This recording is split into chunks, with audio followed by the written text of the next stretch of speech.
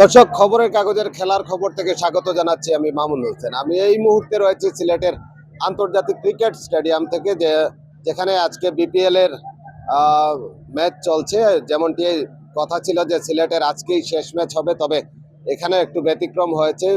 বাংলাদেশের সাবেক তিনবারের প্রধানমন্ত্রী খালেদা জিয়ার মৃত্যুর পরে যেটি হয়েছে যে 2 দিনের একটি গ্যাপ তৈরি হয়েছিল, এবং সেই গ্যাপের কারণেই চট্টগ্রাম পর্বের যে খেলাগুলো রয়েছে সেগুলো বাতিল করে চট্টগ্রাম পর্বের খেলাগুলো সিলেটেই অনুষ্ঠিত হচ্ছে, এবং এরপরে সরাসরি বিপিএল ঢাকায় চলে যাবে। ঢাকায় গ্রুপ পর্বের ম্যাচ শেষে সেখানেই কোয়ালিফায়ার এবং ফাইনাল ম্যাচটি অনুষ্ঠিত হবে। আমরা যেমনটি জানি যে আগামী 26 জানুয়ারি বাংলাদেশ জাতীয় দল ভারতে যাবে, সেখানে বিশ্বকাপের প্রস্তুতি ম্যাচ এবং বিশ্বকাপ খেলতে আগামী 26 জানুয়ারি ভারতে যাবে, এবং যেই কারণে আর দেরি না করে 24 তারিখের মধ্যেই বিপিএল এর ফাইনাল খেলাটি অনুষ্ঠিত হতে হবে।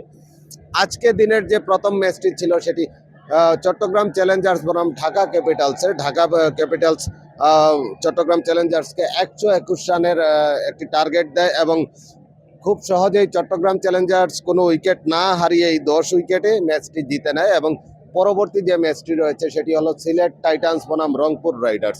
আমরা যদি এই মুহূর্তে একটু আপনাদেরকে বলি যে পয়েন্ট টেবিলের কথাটি যদি একটু বলি, যে পয়েন্ট টেবিলের শীর্ষে রয়েছে রাজশাহী ওয়ারিয়র্স। তারা 4টি ম্যাচ খেলে এই মুহূর্তে 3টিতে জিতে 6 পয়েন্ট নিয়ে সর্বোচ্চ স্থানে রয়েছে। দ্বিতীয়ত চট্টগ্রাম চ্যালেঞ্জার্স 3টি ম্যাচ খেলে এখন পর্যন্ত 2টিতে জয়ের দেখা পেয়ে 4 পয়েন্ট নিয়ে দ্বিতীয় হয়ে রয়েছে। তৃতীয়তে 3 ম্যাচ খেলে 2 ম্যাচ জিতে 4 পয়েন্ট নিয়ে 3 নম্বরে রয়েছে সিলেট টাইটান্স। এছাড়াও রংপুর রাইডার্স 2 ম্যাচ খেলে 1 ম্যাচ জিতেছে, জিতে এখন পর্যন্ত পয়েন্ট টেবিলে 2 পয়েন্ট নিয়ে তারা রয়েছে 4 নম্বরে। ঢাকা ক্যাপিটালস 3 ম্যাচ খেলে 1টি জয় নিয়ে তারা 2 পয়েন্ট নিয়ে রয়েছে 5 নম্বরে, এবং সর্বশেষ যেটি নোয়াখালী এক্সপ্রেস, তারা 3 ম্যাচ খেলেছে এবং 3টি হেরে তারা 0 পয়েন্ট নিয়ে 6 নম্বরে অবস্থান করছে।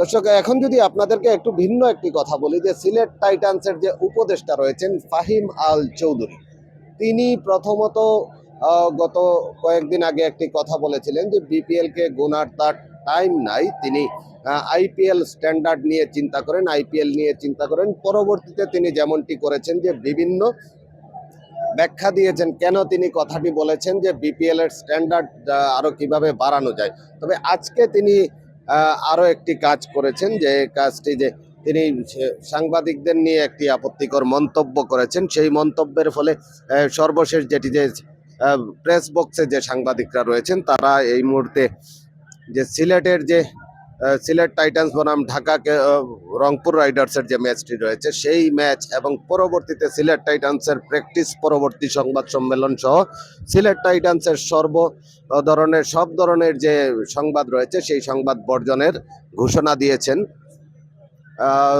আপনারা যেমনটি জানেন যে সিলেট সবসময় খেলাপ্রেমী মানুষ, এবং সব সময় স্টেডিয়ামের যে গেলা এগুলো পরিপূর্ণ থাকে। আজকেও তার ব্যতিক্রম নেই, এবং প্রতিদিনই সিলেটের মানুষ বাদ ভাঙা উল্লাস নিয়ে সিলেটের স্টেডিয়ামে আসছেন এবং খেলা উপভোগ করেন। আমি যদি আপনাদেরকে বলি, এই মুহূর্তে আমার পিছনে পুরো গ্যালারি ফুলফিল, প্রতিদিনই গ্যালারি হাউসফুল থাকে এবং এভাবেই চলছে। আমরা ইতিমধ্যে দেখেছি স্টেডিয়ামের প্রায় কানায় কানায় পূর্ণ। এখন পর্যন্ত অনেকেই আসছেন খেলা উপভোগ করতে। দ্বিতীয় খেলাটি শুরু হবে সন্ধ্যা 7টায়। পরবর্তী খবর নিয়ে আপনাদের সাথেই থাকবো।